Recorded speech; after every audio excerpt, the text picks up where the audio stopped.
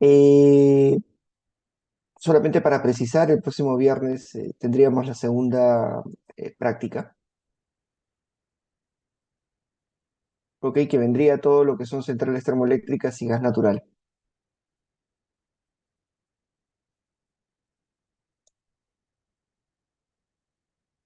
No sé si tienen ahí alguna observación, alguna duda. El día entonces, viernes de la próxima semana, estaríamos procediendo con ese tema, ¿no? Con la práctica calificada número 2. Lo que vamos a hacer el día de hoy, lo que vamos a desarrollar hoy, eso ya vendría a ser para la tercera práctica.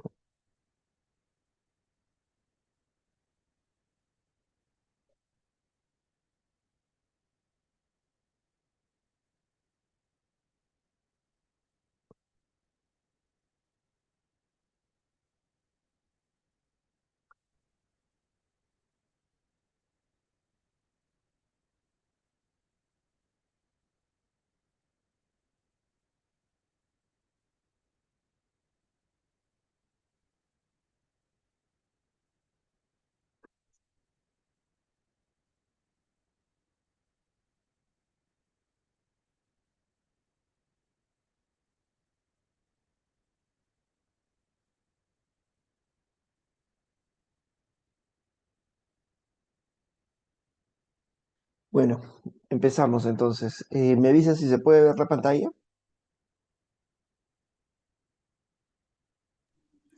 Sí se ve, ingeniero. Ok, perfecto. Este, bueno, lo primero que conocer para desarrollar el tema de centrales hidroeléctricas es el ciclo hidrológico, ¿no? O sea, cómo el agua discurre hasta llegar al punto de consumo por parte de la central, ¿no? Ustedes saben que el proceso, el ciclo hidrológico se va a iniciar a través de primero una lluvia, que se denomina precipitación. Esta precipitación va a caer sobre una superficie y evidentemente va a irse acumulando en determinados recorridos y este va a llegar finalmente a una posición donde va a acumularse en mayor volumen, digamos, y este recorrido es denominado escurrimiento, es básicamente el río como tal, ¿no?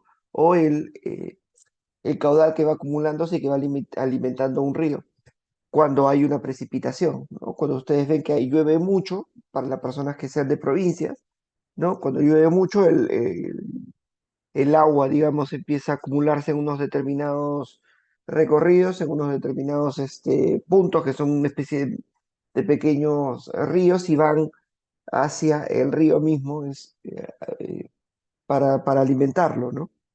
Ese proceso de ir acumulando agua para que llegue a los ríos y el río mismo se denomina escurrimiento. Pero, ¿qué pasa? Que todo el agua, cuando cae, cuando hay una lluvia, no es que inmediatamente llegue a los cauces que van a llevar a los ríos, sino que hay una parte también que se infiltra, que se queda dentro de la capa interior de la superficie, y eso es la infiltración, ¿no? Porque no es que el agua, no es que el recurso hidráulico de la lluvia caiga y todo eso se escurra y vaya a llegar al río que es posteriormente aprovechado, no, sino que primero cae la lluvia y se infiltra dentro de la superficie, se satura y una vez que se satura recién empieza a escurrir, ¿no? Entonces hay una parte que se mete dentro de la propia superficie de la zona donde hay la precipitación. Entonces, cae la precipitación, cae la lluvia, se escurre el agua tiene un proceso de escurrimiento, ¿no? Y hay una parte que se infiltra debajo de la superficie, ¿no? Y luego finalmente llega al punto donde va a hacer el recorrido al río eh, o a la laguna o al lago, y luego dentro de la misma, del mismo lago hay un proceso de evaporación, ¿no? Entonces, No es tan simple como que cae la lluvia y esa lluvia es la que yo voy a aprovechar en el río, ¿no? Sino que hay un proceso por el cual el recurso cae, discurre, ¿no? Hasta llegar al propio río. Hay una parte de ese recurso hidráulico que ha caído a través de la precipitación que se infiltra dentro de la superficie del terreno y finalmente cuando llega al río o llega a la laguna, no es que toda el agua va a continuar el agua que digamos tenemos en el punto A, va a ser la misma cantidad que tenemos en el punto B, independientemente de la precipitación y el escurrimiento. En el punto B, en el punto posterior, vamos a tener un menor volumen, básicamente por el efecto de la evaporación, que también es importante, ¿no? ¿Dónde es importante, muy importante la evaporación? Por ejemplo, en el lago Junín, que es un lago muy importante para almacenar agua de manera estacional, ¿no? Aquí en el Perú para la generación de las centrales que están en la cuenca del Mantaro. Eh, este,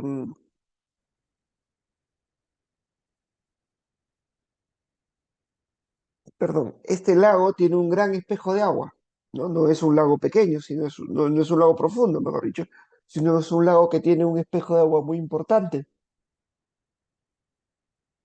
Ahí lo que es, digamos, muy relevante es básicamente que el,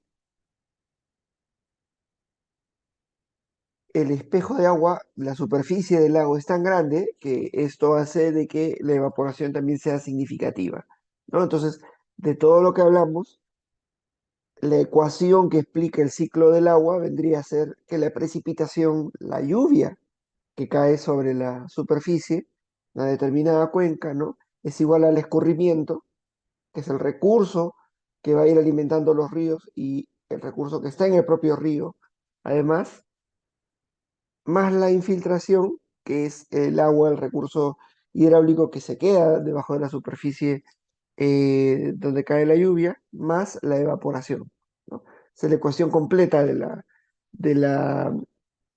de todo el proceso del ciclo hidrológico, donde la infiltración y la evaporación vendrían a ser pérdidas, ¿no? La cantidad de recursos que no se puede aprovechar de la precipitación total. La precipitación es tal, pero existen unas pérdidas por infiltración, por evaporación, y lo que yo realmente puedo aprovechar para efectos de la central hidroeléctrica que vamos a colocar es básicamente volumen que proviene del escurrimiento.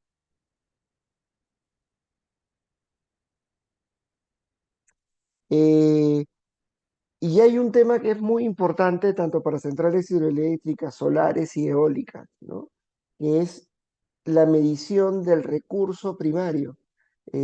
Habíamos hablado de que, por ejemplo, las centrales hidroeléctricas tienen que estar donde, o tienen que estar ubicadas, localizadas en un lugar tal en el cual exista un recurso primario, porque no podría hacer una central hidroeléctrica en el desierto, no tengo que hacerla en un lugar donde hay agua. Tengo que hacer una central eólica en un lugar donde haya viento. Tengo que hacer una central solar en un lugar donde la radiación solar sea importante. ¿Cómo mido ese recurso primario? Eso es muy importante para efectos del desarrollo de un proyecto de generación. Como digo, tanto hidroeléctrico como solar, como eólico. Todos tienen esta característica, ¿no? Eh, Usualmente hablamos del caudal que hay en una cuenca, ya, pero ese caudal tiene que medirse, tiene que tener un registro, ¿no? Y ese registro además tiene que tener una cantidad de tiempo importante porque mientras más volumen de datos tenga, es mejor. Le da mayor consistencia, mayor robustez al, al conjunto de datos que yo tengo y también me permite a mí tener la seguridad de que el recurso primario del lugar donde voy a desarrollar un proyecto es consistente, ¿no? Porque mal haría yo en construir una central hidroeléctrica donde tengo solamente una serie hidrológica o dos series hidrológicas y no tengo el resto, porque no sé qué cosas pasan en el resto. De repente, la disponibilidad hidráulica que se han tenido en estos 2 años eh, ha sido anormal o ha sido atípica. Entonces yo dimensiono una central considerando una hidrología típica y básicamente eso no tiene sentido porque estaría construyendo algo que no tiene o no se va a condecir con la realidad del recurso que voy a tratar de aprovechar para generar electricidad. Entonces, hay una importancia, hay una relevancia en cuanto a la disponibilidad del recurso hidráulico y esa disponibilidad yo la voy a medir a través de los datos que obtenga de eh, de las estaciones de medición, ¿no? Como digo, aplica tanto para hidroeléctricas como solares y eólicas. Entonces, cuando revisemos centrales solares, centrales eólicas, vamos a ver también el equipamiento que se tiene que instalar para poder realizar esta medición del recurso, ¿no? No solamente basta con la información satelital que se tenga en el caso de las eólicas, de las solares, ¿no? En cuanto a la radiación, en cuanto al recurso eólico, evidentemente es importante, sí, pero eso no va a permitir tener la seguridad, la certeza de que realmente existe esa cantidad de recursos en el lugar determinado, porque se tiene que tomar datos en el propio sitio, ¿no? En el caso de la hidroeléctrica es importante tomar datos en el propio sitio para poder conocer el, eh, digamos, el volumen de agua que va a haber en el punto, ¿no? Nosotros de repente, y esto lo había explicado en una de las clases anteriores, podemos tener dentro de una cuenca información, no sé, del recurso hidráulico a 30 kilómetros, ¿no? Pero ese dato, esa información no es exactamente la misma que yo voy a tener en el punto donde me ubico, porque va a haber una cantidad de recurso que va a irse acopiando, ¿no? Y que va a ir alimentando el caudal del lugar donde yo estoy. Entonces va a haber una diferencia.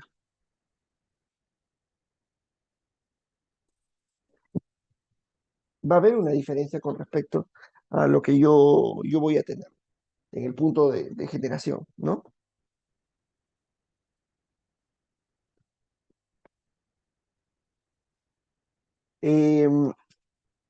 En el caso de centrales hidroeléctricas, em, este punto de medición se denomina aforo, ¿no? ¿Y qué cosa es lo que vamos a medir en el aforo? Pues básicamente, como les digo, el caudal, el dato del recurso hidráulico. Y habíamos hablado que a partir del caudal se generaban series hidrológicas, ¿no?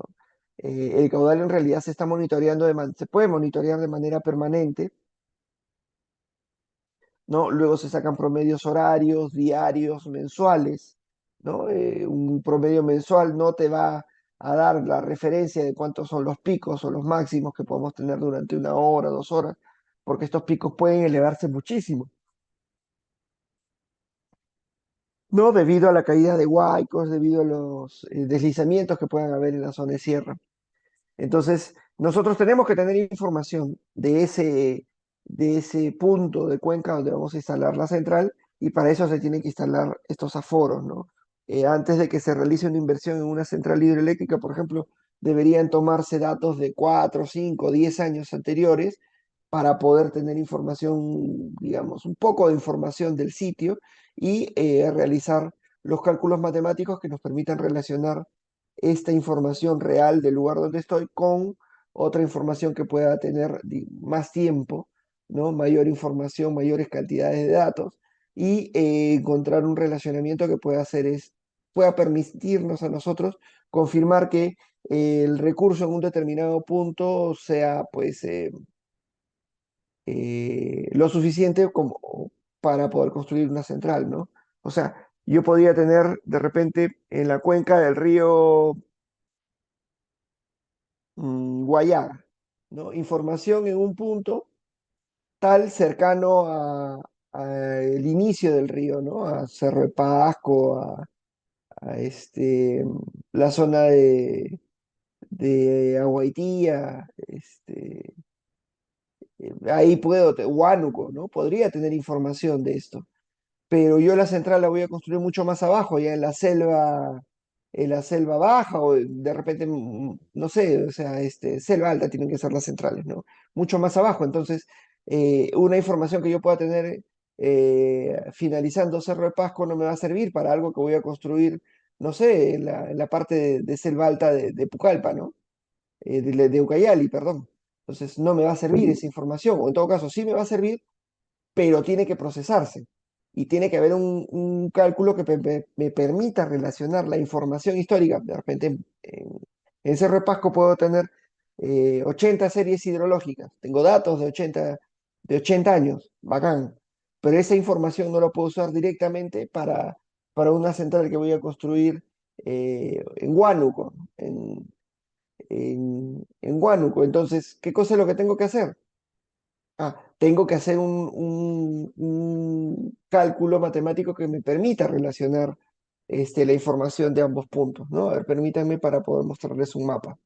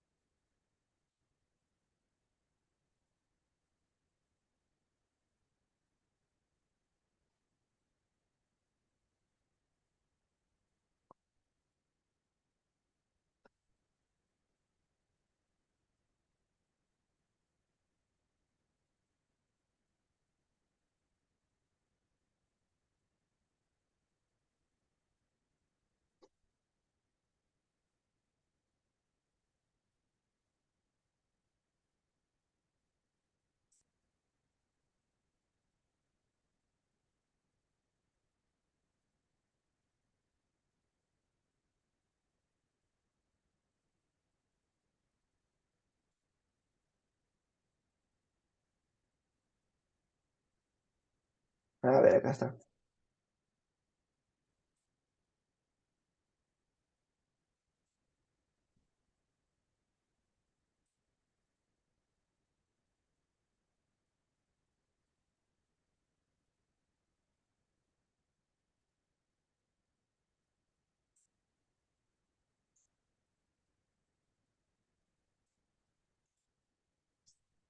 No se va a ver muy bien, pero bueno, este es el recorrido del río Guayaga, ¿no? Entonces, esto puede estar por acá, se inicia por hacia finales de Cerro de Pasco, continúa por Huánuco, ¿no? Entonces, si yo voy a tener datos, como les decía, de 80 años, de 100 años de información hidrológica en la zona de Cerro de Pasco, en la zona del inicio de Huánuco, y yo voy a construir la central mucho más alejada, ¿no? Por la zona de, de Huánuco, entonces, básicamente lo que voy a tener, ¿no? Es una información que va a servir, pero solamente de referencia. ¿Por qué? Porque básicamente lo que vamos a tener que hacer es llevar la información que tengo en Huánuco, perdón, que tengo en Cerro de Pasco hacia Huánuco, ¿no? Tengo que referenciar, tengo que hacer un reflejo de esa información.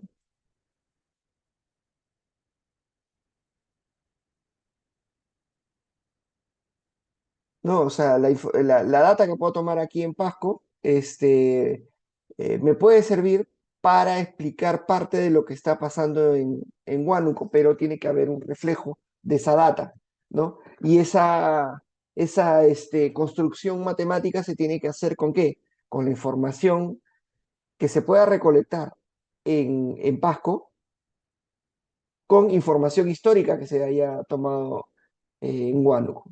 Entonces se hace un modelo matemático para relacionar lo que tenemos en Pasco, no sé, 4 o 5 años, y lo que hayamos tomado realmente en Huánuco durante 4 o 5 años. Esa información se se relaciona con la de Pasco, se hace un modelo matemático y a partir ya de ese modelo matemático se calcula la información del resto de años en la zona donde voy a construir la central, es decir, en Huánuco, a partir de la información histórica que tenga en Pasco, ¿no? Entonces, es una cuestión de ir modelando, de realizar eh, cálculos matemáticos para poder relacionar, para poder estimar los volúmenes de agua que hay, ¿no? A partir de una información histórica en una misma cuenca, pero digamos, en un sitio bastante alejado del punto donde vamos a desarrollar el proyecto. Pero para eso es necesario, pues, tomar información histórica. ¿Y cómo tomamos esa información histórica? Pues a través de los aforos, ¿no? ¿Y qué cosa es un aforo? Bueno, básicamente un aforo, la construcción de un aforo es básicamente un proceso que nos permite a nosotros registrar esta data, ¿no? A través, primero, de un correntómetro que va a medir la velocidad del agua, ¿no? Este es un correntómetro que va a estar midiendo el agua que va discurriendo a través del río, ¿no? Y hay que hacer una medición del área del río. Es decir, acá tengo yo un río y acá hay unas áreas. Esas áreas van a tener, digamos, un determinado valor, van a tener una determinada velocidad, de repente el aforo, el conjunto, va a tener dos, tres correntómetros, cada uno de los correntómetros va a estar asociado a una determinada área. La suma del producto del área, ¿no? Por la velocidad que voy a registrar en el correntómetro, va a ser el caudal. Entonces así es como registramos, como podemos conocer el volumen de agua que hay en una determinada cuenca, ¿no? El volumen de recursos que hay en una determinada cuenca para poder ser aprovechada para la generación eléctrica,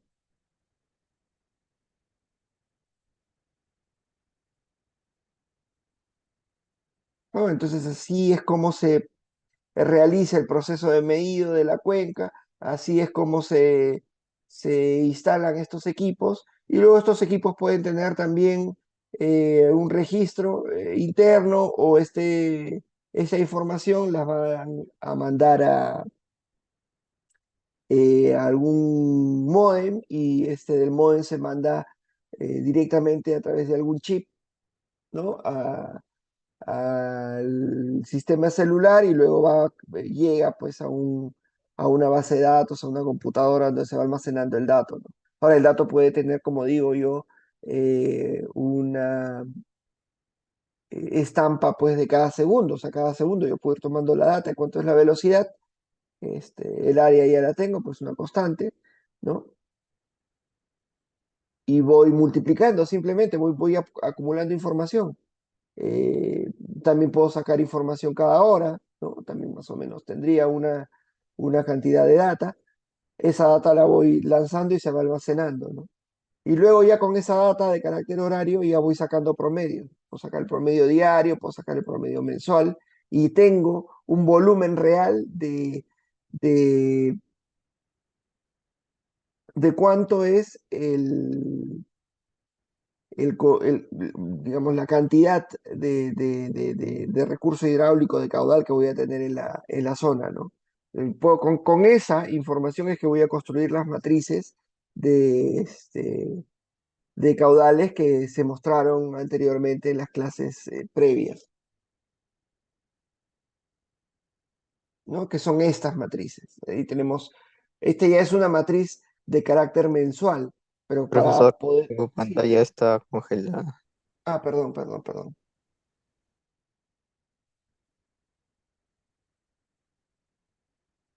qué raro, ya. Acá se puede ver. A ver, un segundo ya. Un segundito.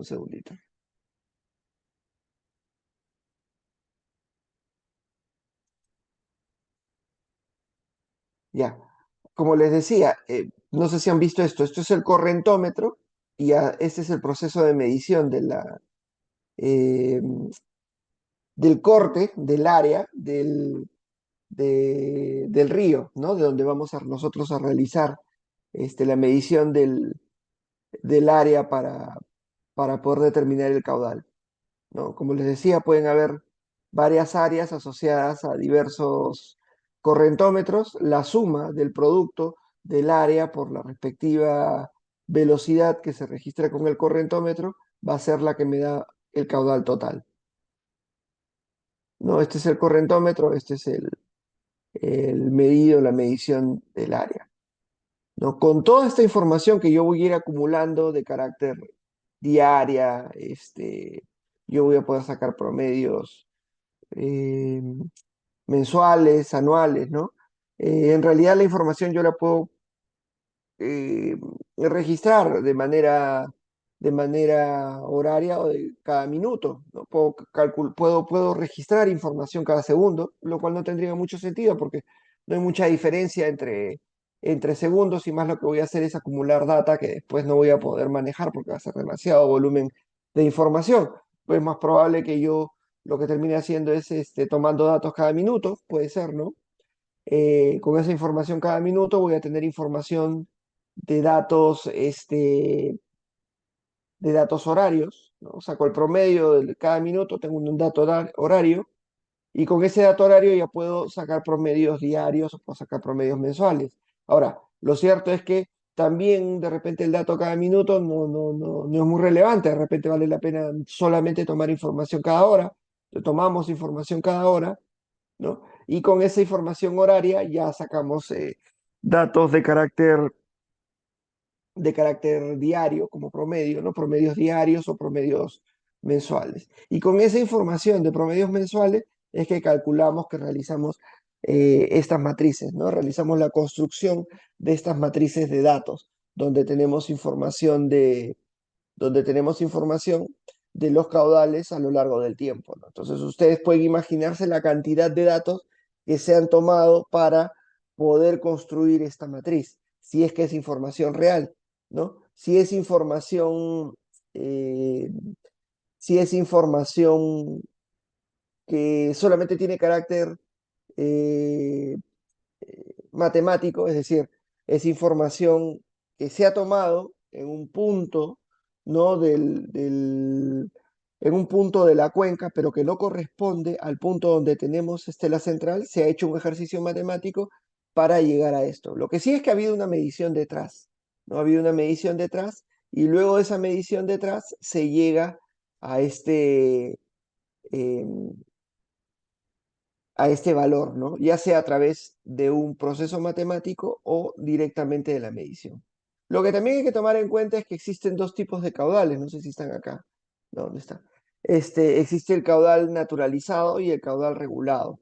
El caudal regulado es el caudal que ya ha pasado por un proceso de almacenamiento y administración por parte del ser humano, ¿no? El ser humano tiene la posibilidad de construir embalses, de desviar los ríos, ¿no?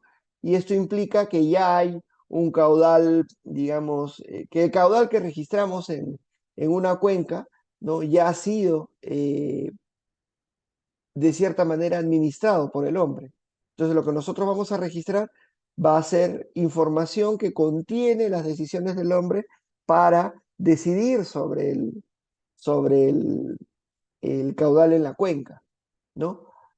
Eso de ahí también tiene que pasar por un proceso matemático para obtener una serie naturalizada, que es ese caudal regulado, ese caudal que ya ha tenido una administración de parte del hombre, de parte del ser humano, ¿no? Pasa por un proceso matemático para retirar todas esas decisiones que toma el hombre sobre el recurso que hay en el área, ¿no? Y se transforma en un caudal tal que solamente mostraría cómo sería el caudal en la zona, ¿no? En la cuenca, si es que el hombre no hubiera intervenido para desviar, para almacenar agua, ¿no? Para su posterior utilización en diversas actividades. Entonces, una cosa es el caudal que medimos, ¿no? En una cuenca virgen, digamos, donde no ha habido nunca intervención del hombre, la data se toma y es la data que corresponde, ¿no? Pero si estamos en una cuenca donde el hombre, digamos, ha tenido una intervención en una cuenca donde existen embalses, donde existen represas, donde eh, hay desviaciones, ¿no? Entonces, ahí vamos a tomar los registros, pero esos registros tienen que pasar por otro proceso matemático para que pasen de ser caudales regulados a ser caudales naturalizados, es decir, caudales como si no hubiera habido intervención del hombre. Esa es la diferencia entre el caudal naturalizado y el caudal regulado. ¿Ok? La matriz, este resultado que vemos acá, es un caudal que ya ha pasado por un proceso matemático. ¿Para qué? Para mostrarlo como un caudal naturalizado. De hecho, todas las empresas de generación hidroeléctrica en el sistema peruano tienen que presentarle anualmente un informe de caudales al COES, ¿no? Este informe de caudales parte de información real que se toma a través de los distintos aforos en la zona donde se ubique la central, pero como lo más común es que las centrales tengan, digamos, una ubicación donde han habido intervenciones por parte del hombre para modificar, para cambiar el discurrir natural del recurso, ¿no? Entonces lo más probable es que esta información tenga además que pasar por un proceso matemático para naturalizarlo, ¿no? Para volverlo un caudal natural. Entonces, dentro del informe que hay que presentarle todos los años al COES, se presentan las mediciones, toda la información real del recurso que se ha tomado a través de los aforos, ¿no? Pero además, adicionalmente a ello, se hace un cálculo matemático para que esos caudales regulados se conviertan en caudales naturalizados, ¿no? Y las matrices que estamos viendo acá ya son matrices de caudales naturalizados, ya han pasado por el proceso matemático de ajuste para mostrarnos qué hubiera pasado en en esa cuenca sin la intervención del hombre.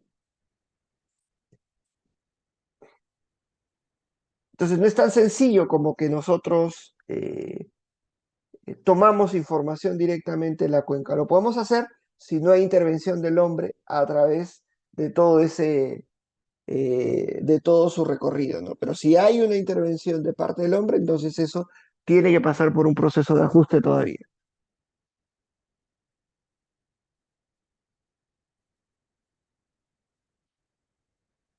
Luego tenemos otros equipos de medición que vienen a ser, por ejemplo, los pluviómetros. ¿Qué hacen los pluviómetros? Pues básicamente eh, analizan la cantidad mide la cantidad de precipitaciones que hay en un determinado punto, ¿no? Las fórmulas de cálculo de estas equipaciones están acá, se muestran, ¿no? Hay una relación entre el aforo y el agua que se registra en el pluviómetro, y este relacionamiento entre la cantidad de agua que nosotros registramos en el pluviómetro contra el registro que nosotros tenemos en el aforo se relacionan a través de un coeficiente, ¿no? De un valor de referencia para la cuenca. Es decir, yo midiendo la precipitación podría llegar a la cantidad de caudal que habría en un punto de cuenca. Pero esto a través de un coeficiente, a través de una constante, ¿no? Que es una constante representativa de esta zona de cuenca, que es este factor NH. ¿No? Entonces hay una relación entre el caudal registrado en el aforo versus el caudal o el volumen de recursos que nosotros podemos registrar en el pluviómetro, ¿no? Acá tenemos una vista eh, de una cuenca, ¿no? Nosotros, como les decía, podíamos tener información acá, ok, pero la central la voy a colocar por acá. Entonces, Si tengo información de 80 años acá, de acá tengo que tomar por lo menos 5 años para que con esos 5 años yo construya un modelo matemático que me permita explicar con esta información lo que obtengo acá. Y luego, teniendo ese modelo matemático, para el resto de 75 años, construir la información que corresponde a este punto de Cuenca, que es donde voy a construir la central.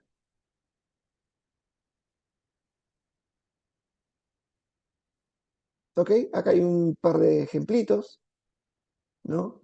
Lo otro importante dentro de lo que viene a ser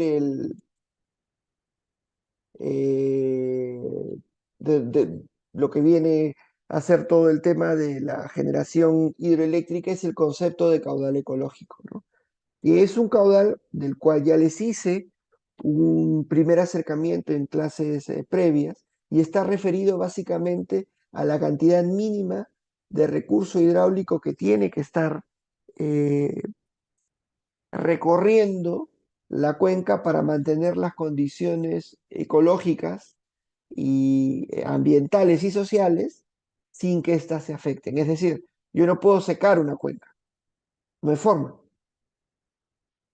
No, yo no puedo, porque ustedes saben que en una central hidroeléctrica lo que nosotros hacemos es tomar el recurso hidráulico en un punto, ¿no? En una toma, desviarlo y hacerlo caer. Una vez que lo hacemos caer, lo restituimos a la cuenca, pero entre el punto de toma y el punto de restitución, el agua está desviada. En todo ese recorrido, nosotros no podemos dejar seco el río, ¿no? No podríamos hacerlo. Eso se estilaba hace mucho, pero ahora realmente ya eso no se permite, ya está prohibido, ¿no? Un momento, por favor.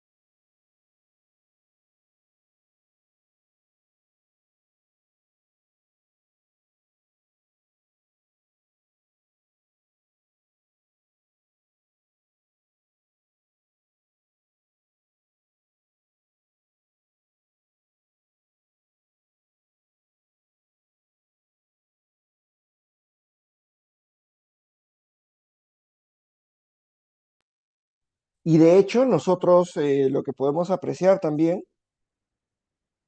en la realidad es que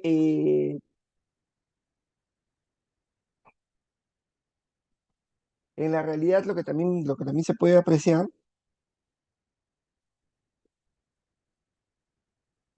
es que el caudal ecológico, lo que vemos en la realidad es que el caudal ecológico es un caudal que tiene que mantenerse, que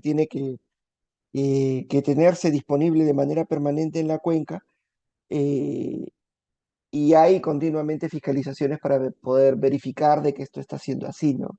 O sea, no basta simplemente con desviar todo el recurso para poder turbinarlo, eso no es posible. En el recorrido entre el punto de toma y el punto de restitución siempre tiene que haber un caudal mínimo, ¿no? Por más que falte incluso generación hidroeléctrica para el sistema, porque puede haber una situación tranquilamente pueden haber situaciones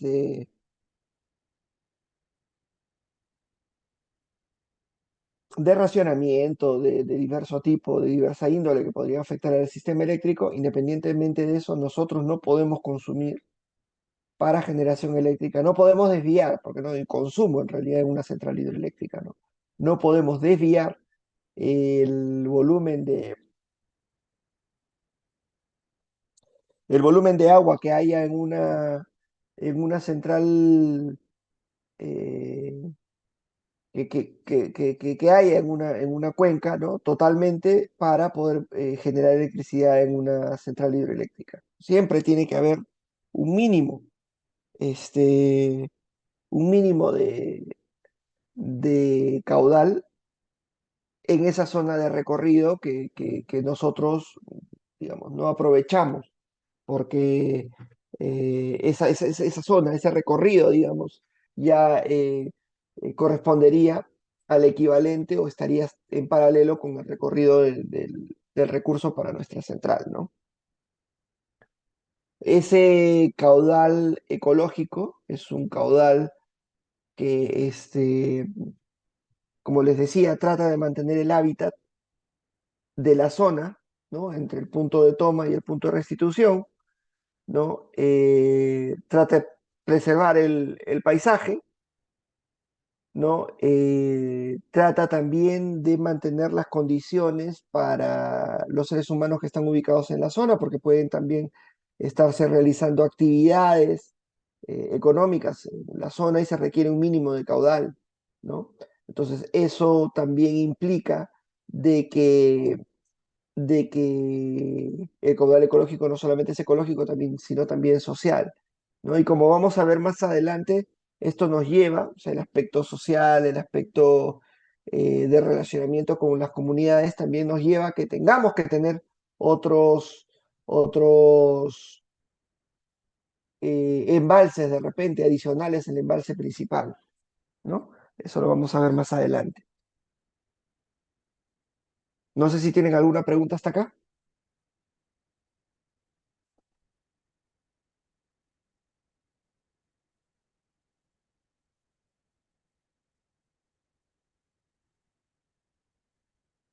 ¿No hay preguntas? Todo claro, ingeniero. Ok,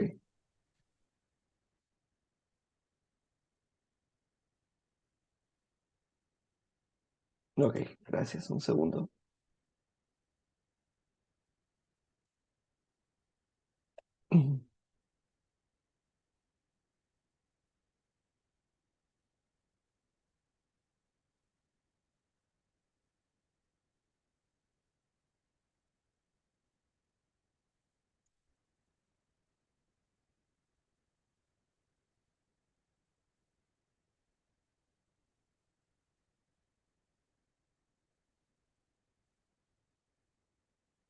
Un segundo, voy a poner la otra presentación.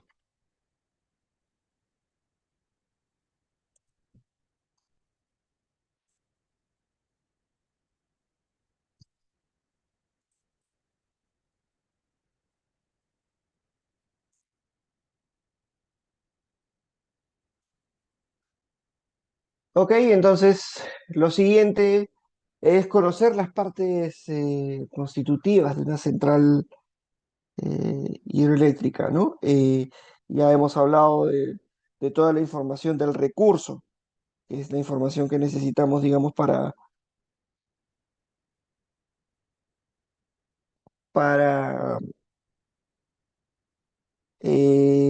generar electricidad, ¿no?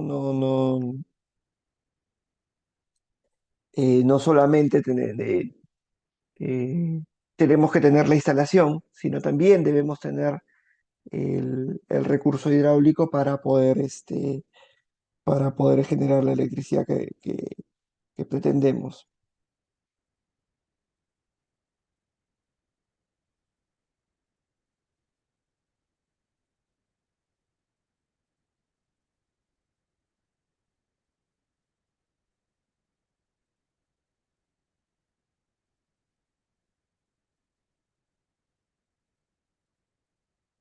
Entonces, en esta sección lo que vamos a tratar de hacer es conocer acerca de estas partes constitutivas de la central hidroeléctrica, ¿no? Hay dos conjuntos de, de partes en una central hidroeléctrica. La primera es todo lo que viene a ser la obra civil. El conjunto uno está conformado por la presa, por la toma, por el aliviadero, la cámara de carga, las tuberías forzadas, el canal de descarga, ¿no? La restitución de la central. Todo eso vendría a ser el conjunto uno de, de partes de una central hidroeléctrica. Y el conjunto 2 lo que tiene básicamente es el equipamiento electromecánico de la central.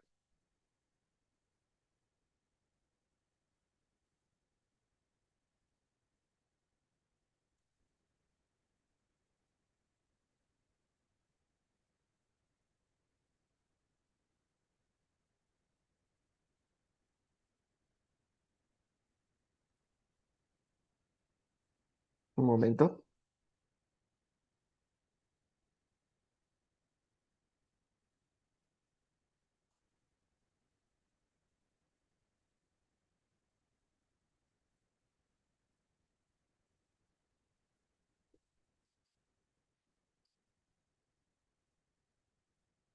Dentro de las presas o los embalses existen embalses por tipo de material.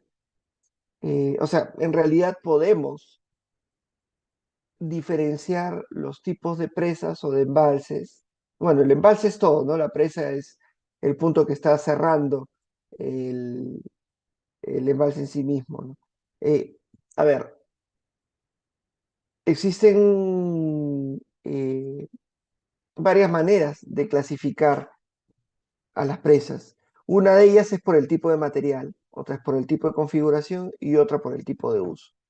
Por el tipo de material, bueno, las presas pueden ser construidas a partir de materiales sueltos, de arcillas compactadas, ¿no? O de hormigón, es el otro tipo de presas, ¿no? De concreto, que puede ser un hormigón convencional o puede ser un hormigón rodeado compactado, que vamos a ver ahora a continuación, ¿no?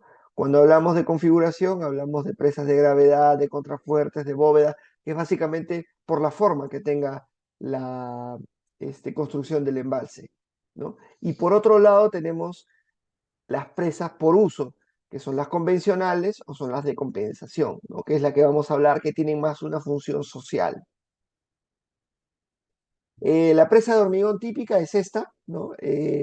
Ustedes pueden ver acá el concreto, ¿no? Que se va colocando para ir construyendo la infraestructura del embalse.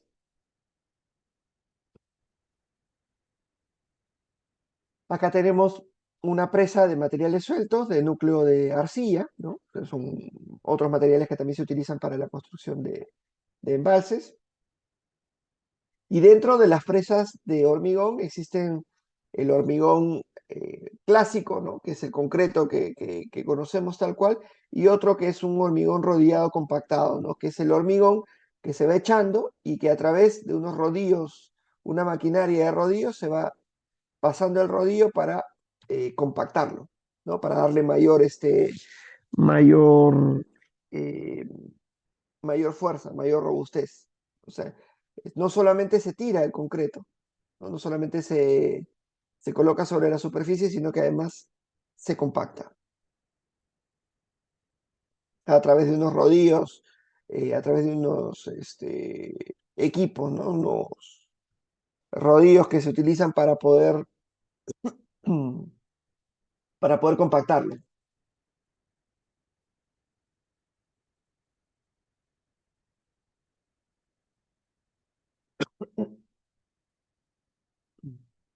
Depende del lugar, depende del lugar, ¿no? Y depende también de la cantidad de caudal que nosotros vamos a almacenar. Para caudales más o menos importantes, lo más usual es que se use y también para alturas importantes, lo más probable es que se utilice el hormigón rodillado compactado, ¿no? Para de repente presas que no tienen tanta altura, ¿no? Se puede utilizar el otro material, ¿no? Que es el de material suelto, de material arcilloso. Acá en el Perú tenemos las dos, ¿no? Si mal no me equivoco, en parte de las lagunas, ¿no? Que hay para todo el sistema de Mantaro, hay varias de estas presas que tienen construcción en base a materiales sueltos o arcilla, ¿no? Este tipo de acá. sea, hay varias, yo las he visto. Este, y también en la misma zona de Mantaro, ya en la entrada propia de las centrales, ¿no? Porque las centrales van a tener unas infraestructuras, unos embalses propios antes del ingreso del agua a la eh, al propio canal de derivación o al propio túnel de conducción, ¿no? Ahí lo más usual es eh, que el material con el que se haya realizado, se haya construido ese embalse, ¿no? Sea de tipo de presa de hormigón, ¿no? Eh, y más recientemente las últimas construcciones de, de- de presas se han hecho con presas de hormigón, pero rodeado compactado, ¿no? Ahora, es un reto llevar toda esta maquinaria, ¿no? Para zonas donde prácticamente no hay acceso. Por eso les hablaba en las primeras clases de la importancia de los accesos para poder llevar todo el material y también la maquinaria, ¿no? Porque hay que llevar equipo pesado para poder realizar este tipo de trabajos, ¿no? Como digo, en algunas lagunas, ¿no? Yo he visto eh, embalses de núcleo de arcilla, ¿no? Pero ya en los embalses que están, digamos, asociados a los puntos de toma de las centrales hidroeléctricas, ahí sí he visto presas de hormigón. Y en el último tiempo, la construcción de los embalses generalmente se hace con hormigón rodeado compactado.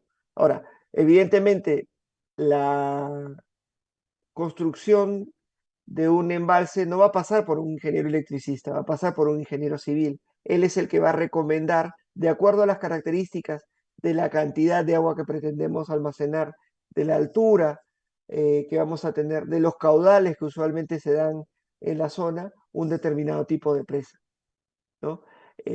Básicamente la labor del ingeniero civil, del equipo civil, va a ser justamente realizar este tipo de análisis, este tipo de recomendaciones, ¿no? De hecho, no sé si les llegué a comentar, lo que hay que tener en cuenta también es que una central hidroeléctrica es 70% responsabilidad del ingeniero civil y solamente el 30 o 25% responsabilidad del ingeniero eléctrico, porque el ingeniero eléctrico va a encargarse del segundo tipo, el segundo conjunto de equipos que vienen a hacer todo el equipamiento electromecánico, ¿no? El ingeniero mecánico, mecánico eléctrico, electricista se va a encargar de eso. Pero el problema es que la central requiere también un conjunto de instalaciones de infraestructura civil y todo eso pues pasa por el análisis de un ingeniero que vea estos temas, ¿no? Eh, de hecho, también para comentarles como una información adicional, si nosotros vamos a desarrollar una construcción de una central que puede tomar 4 años, ¿no? Por lo menos en los 3 primeros años no interviene el ingeniero electricista para ver temas de montaje electromecánico, porque se va a estar construyendo todo todo el tema de la infraestructura civil, ¿no? O sea, la infraestructura civil va a ser lo que nos va a tomar más tiempo en construir. El ingeniero eléctrico va a estar de repente viendo las líneas de transmisión o viendo la cometida de energía para poder tener electricidad en la zona de construcción para efectos de la construcción, pero no va a estar metido en lo que es montaje electromecánico. Eso se va a realizar al final prácticamente de toda la construcción civil, ¿no? Para que vean la importancia que tiene la construcción civil dentro de la ejecución de una obra de una central hidroeléctrica. Ahora, también es cierto, y eso hay que tomarlo en cuenta, que así como el 70 u 80% de todo tiene que ver con infraestructura civil, también el 70 o el 80% del presupuesto tiene que ver con infraestructura civil. ¿Ok? O sea, para que tengan una idea, digamos, de lo que implica la construcción de una central hidroeléctrica. No sé si hay alguna otra consulta.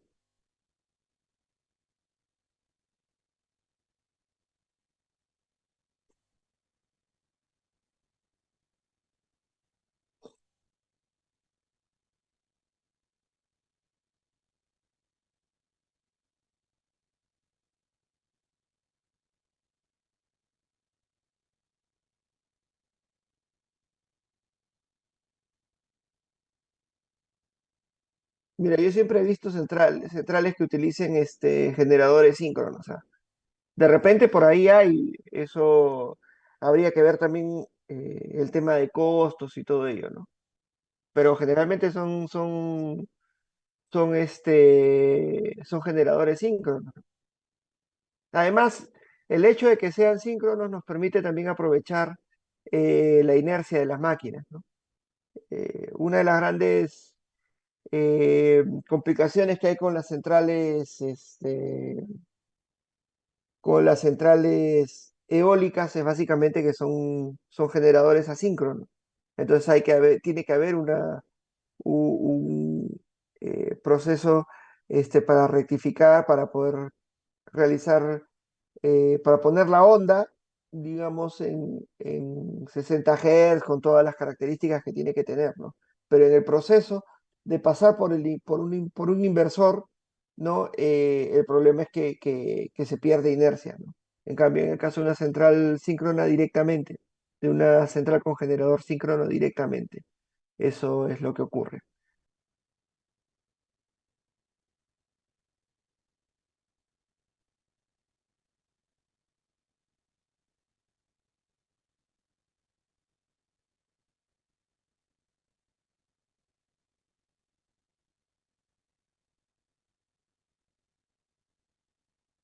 Podría ser,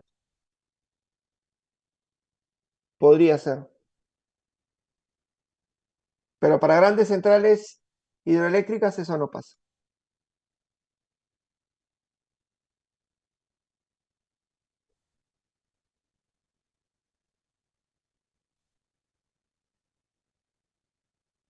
¿Alguna otra consulta?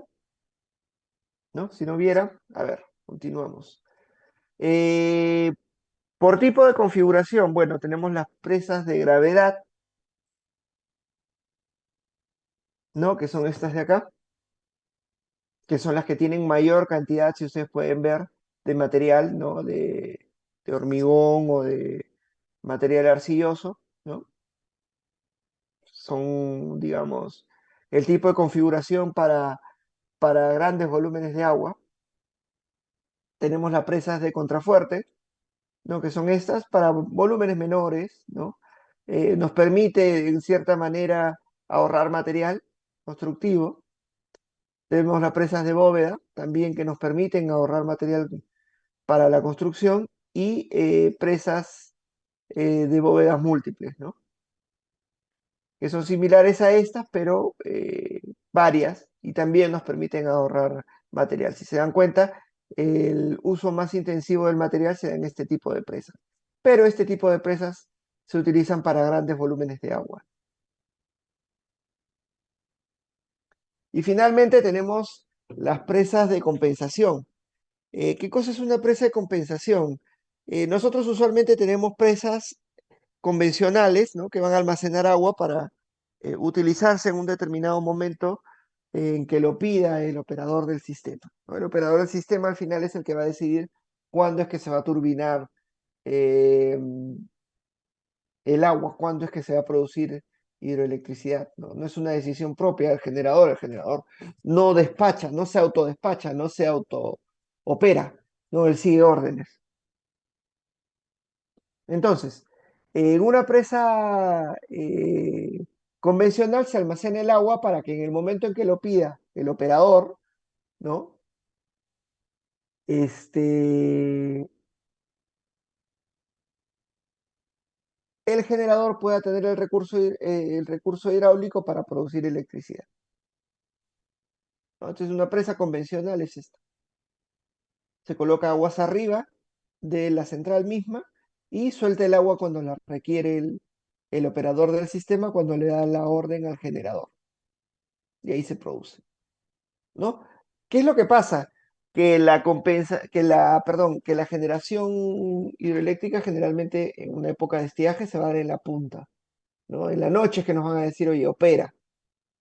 Y también eso tiene una demostración matemática. Pero no es el caso, a verla ahora.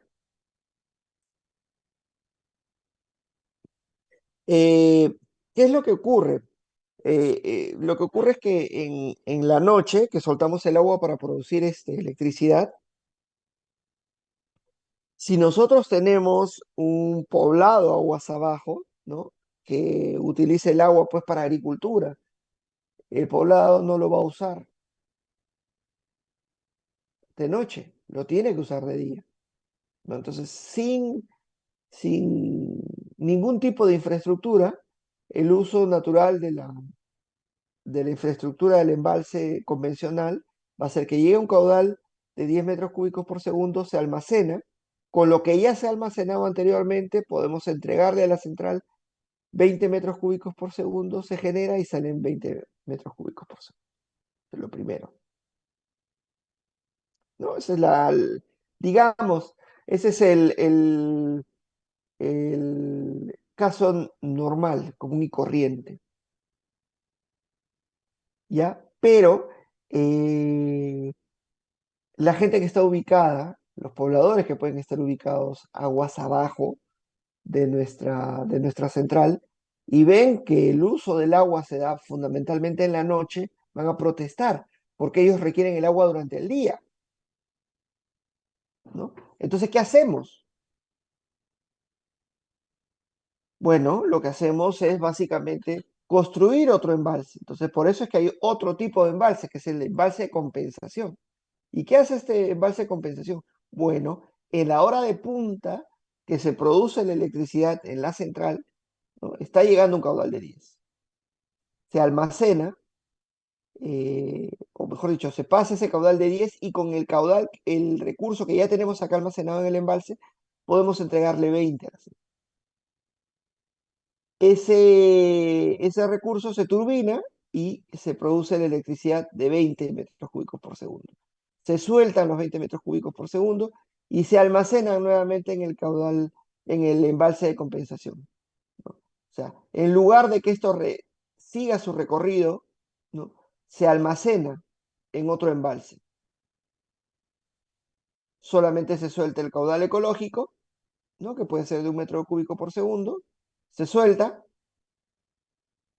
Y en la hora de media demanda, es decir, desde las 8 hasta las 5 de la tarde, que es la hora de trabajo de casi todo el mundo, ¿no? Lo que va a pasar es que ese embalse de compensación va a soltar los 20 metros cúbicos por segundo que requiere la población ubicada aguas abajo, ¿no? Entonces el embalse de compensación va a servir ¿para qué?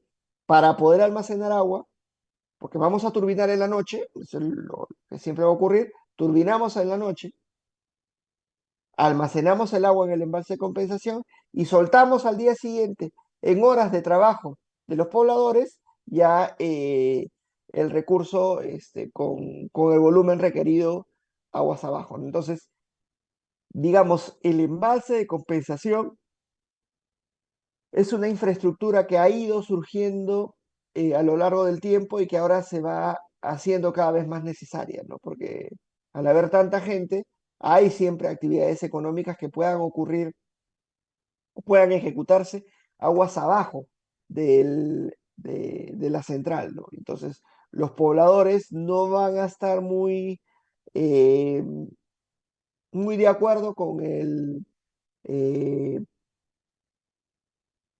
con el detalle de las órdenes operativas que nos dé el operador del sistema, con la gestión del recurso que haga el operador del sistema, porque el operador del sistema va a gestionar el recurso hidráulico en función de las necesidades que tenga el sistema, no de las necesidades que tenga el poblador aguas abajo. Entonces, lo que va a tener que hacer el titular de generación es tener algún tipo de infraestructura, o sea, es una de las alternativas, no digo que siempre vaya a utilizarse, ¿no? Pero una de las alternativas que tiene es gestionar el agua que va a recibir para turbinar y de repente construir una infraestructura que permita almacenar ese agua para tener una gestión que beneficie a los pobladores que se ubiquen aguas abajo del, del proyecto de la central hidroeléctrica que nosotros eh, estamos administrando, ¿no? Esa es, digamos, la nueva necesidad que ha surgido, que es que haya un embalse convencional, una presa convencional que va a almacenar el agua para poder turbinarla en el momento de hora punta, ¿no? En el momento de mayor necesidad para el sistema. Y adicionalmente va a poder haber un embalse aguas abajo después de la restitución del recurso hidráulico al río para que almacene toda esa agua, ¿no? Y se pueda gestionar de tal manera que el poblador ubicado aguas abajo tenga una gestión de recurso hidráulico que lo favorezca, que lo beneficie o que esté acorde a sus necesidades, ¿no? No sé si hay alguna consulta aquí al respecto. Ok.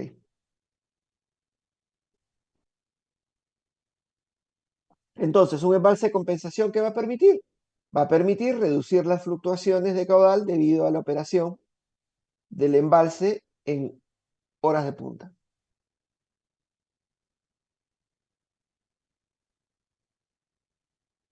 Ahora, los embalses tienen compuertas y las compuertas tienen un sentido, tienen una lógica, ¿no? Hay compuertas superiores y hay compuertas inferiores. Las compuertas superiores básicamente sirven para lidiar caudales excedentes, es decir, cuando viene mucha agua, ¿no? De repente están viniendo, la central necesita 50 cubos, 50 metros cúbicos por segundo para producir electricidad, ¿no? El embalse está totalmente lleno y están llegando 150 cubos a la cuenca, ¿no? Entonces, ¿qué hacemos con esos 100 cubos que están llegando en exceso y que no podemos turbinar porque nosotros solamente turbinamos 50? Pues, lo que hacemos es abrir las compuertas superiores del embalse y dejar que el recurso se vaya por ese camino. Es básicamente una cuestión operativa, ¿no? Las compuertas superiores sirven para aliviar caudales excedentes, ¿no? Cuando hay un exceso de caudal en la cuenca. Pero existen las compuertas inferiores, y las compuertas inferiores básicamente tienen otro sentido, el sentido de la limpieza, porque el embalse también hay que limpiarlo, ¿no? En los ríos no solamente, a los ríos no solamente les llega agua, sino les llega agua con piedra, con lodo, ¿no?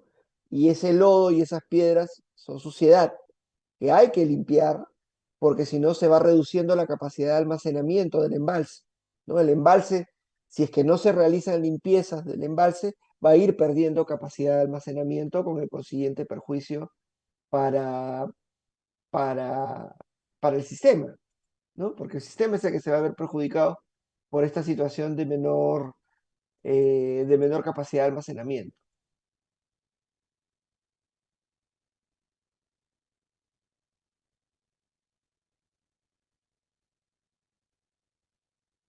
Perdón. Entonces, ¿qué cosa es lo que tenemos que hacer para poder realizar este proceso de limpieza? Pues básicamente realizar procesos de purga. Y para estos procesos de purga, justamente son muy importantes las compuertas inferiores, ¿no? Acá vemos el perfil de un embalse. Nosotros vemos que el embalse pues está construido de esta manera, ¿no? Acá está el nivel de la toma. Aquí se empiezan a almacenar, en todo este recorrido se empiezan a almacenar los sólidos, ¿no? Es decir, la tierra, el barro y las piedras, ¿no? Entonces lo que tenemos que hacer nosotros es que cada cierto tiempo hay que coordinar para poder realizar una purga. El problema con las purgas es que si ustedes ven la configuración ahí, eh, tenemos que reducir el nivel del embalse para poder arrastrar, porque si yo abro la compuerta inferior aquí nomás, sin bajar el nivel del embalse, acá se va a trabar todo. Entonces lo que yo tengo que hacer es primero bajar el nivel del embalse.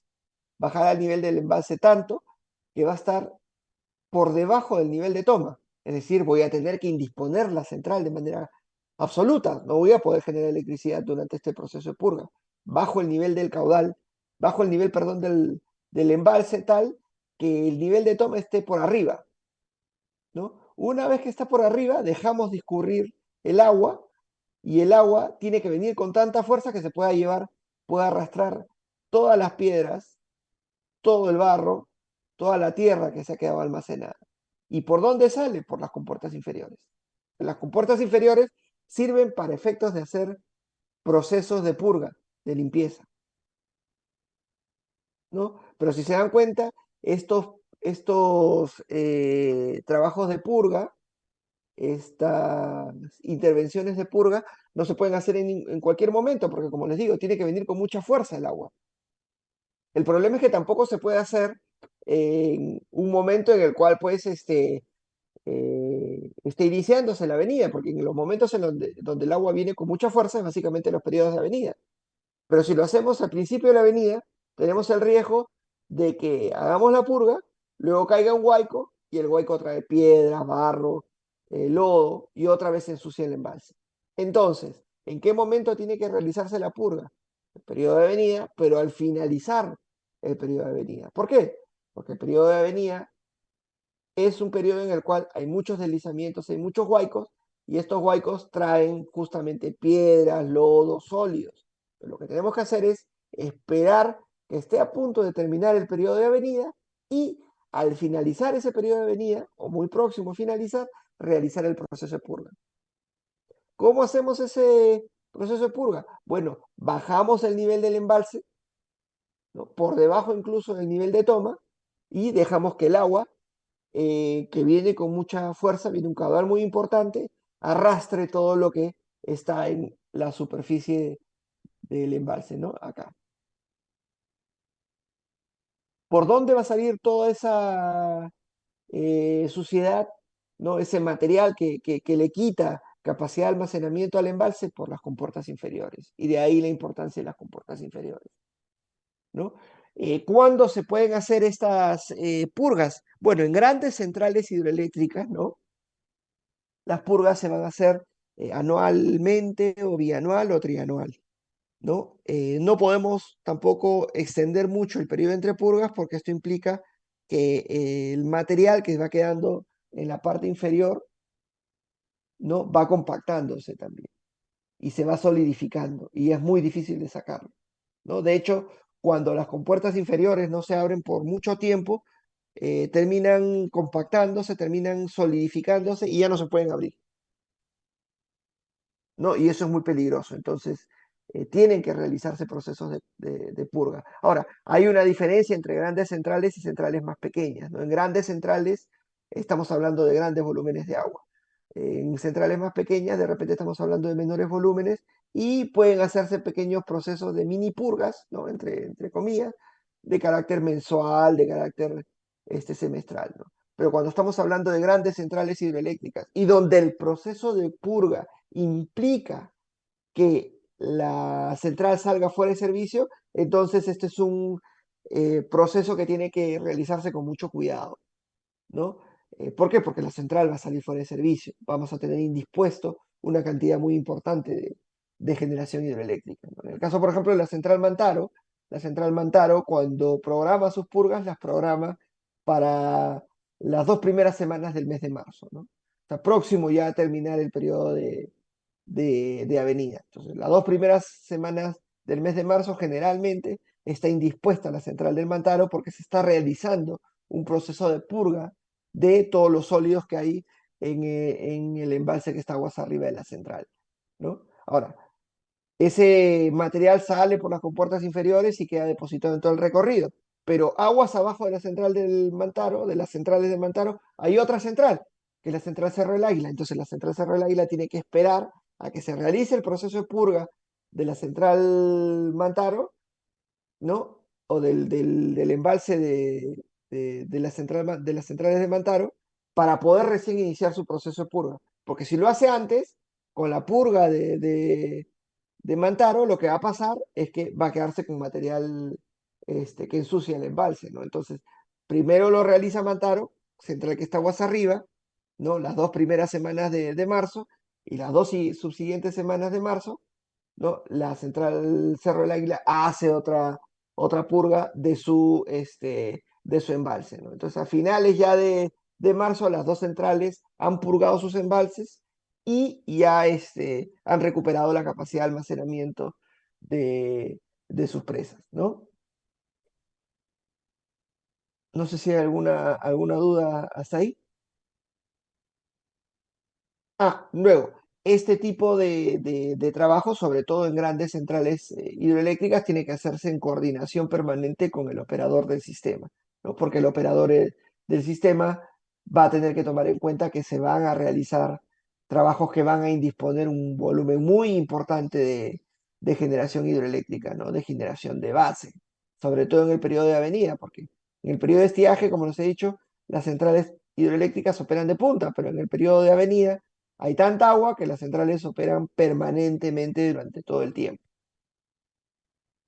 ¿no? Entonces, si nosotros tenemos una central que opera de manera permanente durante todo el tiempo y la indisponemos, estamos poniéndole una situación de estrés al, al sistema, ¿no? Esa situación de estrés tiene que ser previamente coordinada con el operador, ¿no? Entonces el operador no va a permitir que se realicen, por ejemplo, una purga de Mantaro y a la vez el mantenimiento de dos centrales termoeléctricas en la zona de Chilca, ¿no? No, eso es imposible, porque dejas al sistema sin reserva y en un riesgo inminente. Entonces agarran y lo que hacen es primero Mantaro y luego posteriormente ya vemos las otras dos centrales, ¿no? Entonces hay una coordinación permanente que tiene que realizarse con el operador del sistema. Ahora, antes de realizar una purga, lo usual es que se realice una batimetría. ¿Qué cosa es una batimetría? Una batimetría es un trabajo, es un estudio, ¿no? De la capacidad de almacenamiento de la central, del embalse de la central, mejor dicho, ¿no? Con todos los sólidos que puedan haber, ¿no? Entonces va a ser un, este, un, un ensayo, se va a realizar un recorrido, de repente con algún equipo, si es un embalse muy grande, de repente con un barco, ¿no? Donde se va a hacer un estudio de toda la superficie de la profundidad del embalse y se va a ver la capacidad de almacenamiento, ¿no? Se hace este recorrido, se hace un estudio y se dice, bueno, la capacidad de almacenamiento actual en la central es de tanto, en el embalse de la central es tanto. Luego, posteriormente, se realiza la purga y una vez que se ha terminado la purga, se realiza otra batimetría.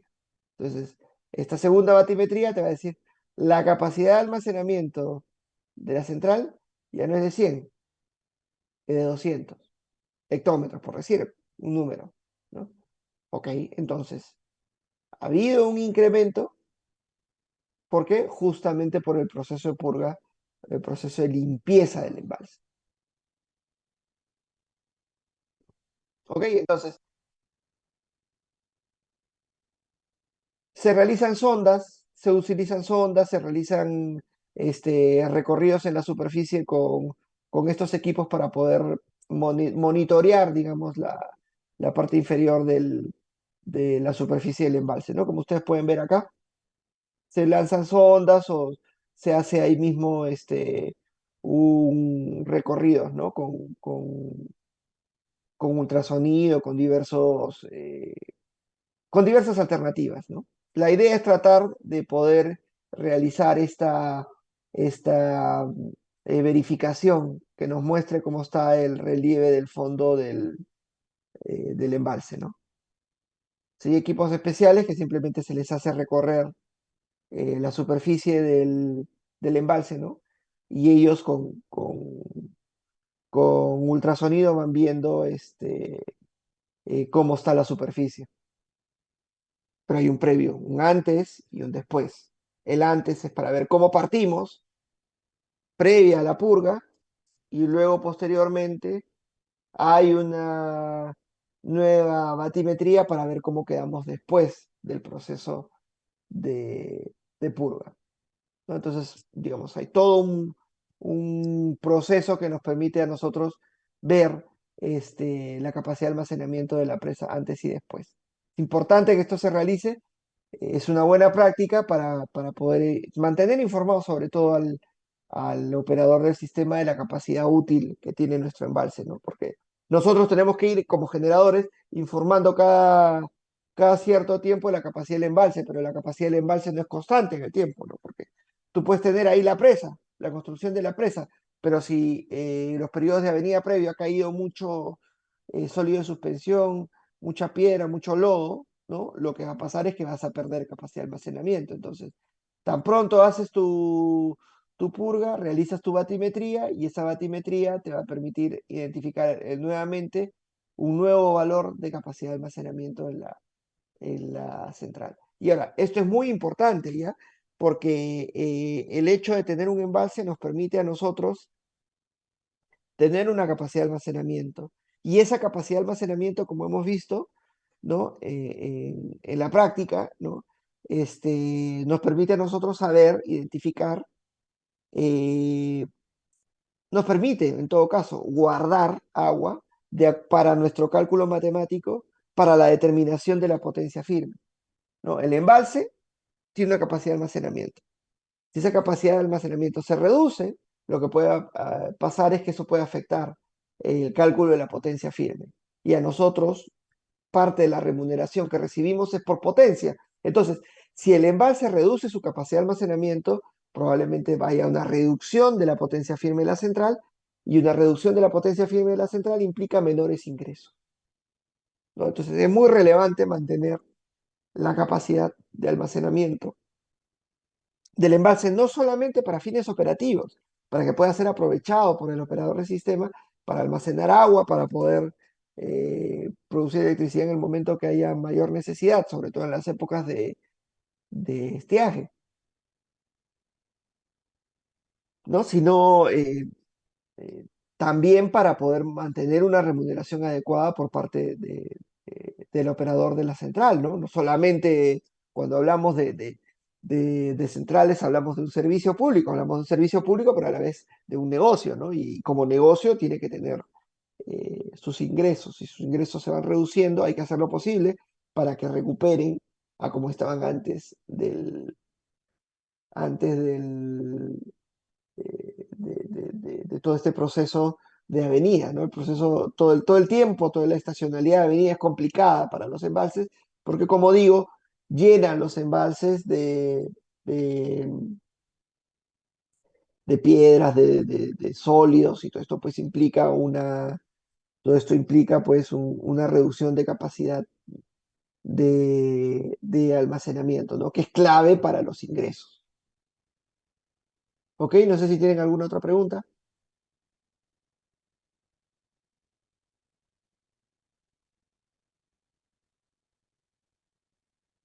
¿No hay? Bueno, ok, entonces nos quedamos acá. Faltaría la otra clase de hidroeléctricas y con eso ya tendríamos también información para la tercera práctica. Entonces, ya vamos avanzando con todo, ¿no? Yo creo que podríamos de repente en la siguiente clase terminar lo que es centrales hidroeléctricas, hacer un poquito de solares y hasta ahí que venga la tercera práctica. Lo siguiente, eso sí, es que la, la segunda práctica la vamos a tomar este viernes. Este viernes que viene, de todas maneras, tenemos la segunda práctica. No me han alcanzado todavía los exámenes parciales, ¿no? Entonces, yo los voy a ir a recoger el viernes mismo y ese fin de semana van a tener todas sus notas, ¿no? Yo ya quiero salir también de ese tema y quiero empezar a corregir todo. Quiero corregir todo, mejor dicho, para cargar toda la información. Entonces, el, el siguiente viernes va a haber una segunda práctica, ¿no? El sábado tendríamos la siguiente clase con la que este, podríamos ya cerrar la tercera práctica tranquilamente. No sé si alguien me puede comentar qué fechas son los exámenes finales,